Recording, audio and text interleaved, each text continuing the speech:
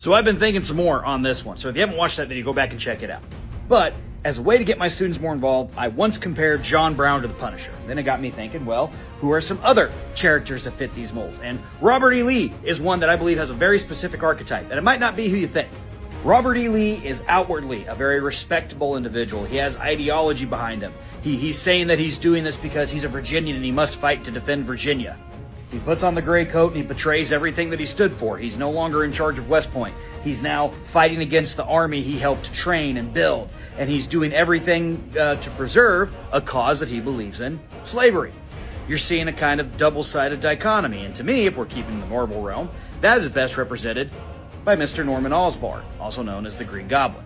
Norman Osborn, to the outside world, is a very respectable businessman. He's a scientist. He's created all these things to help humanity. Behind the scenes, he has that Green Goblin mask speaking to him in his ear, telling him to do evil things to make him more powerful and to preserve what he has created.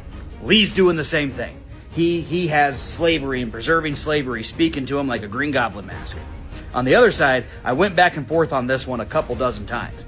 But when we look at Union generals, one general who stands out to me, who is ruthless in his tactics, who gives people warnings, who tells them about the rage they're going to unleash, who suffered a lot of loss in his life, and who fights back with a rage unparalleled, is Sherman.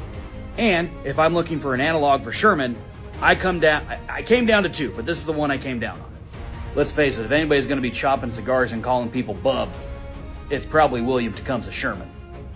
Berserker rage, going to punish those who have wronged him, and making sure that he's doing pretty awful things but for the right reasons. That's William Sherman. So yeah, there you go. I've been looking for an excuse to wear this mask for a while, so it just kind of worked. Have a great day, everybody. Peace.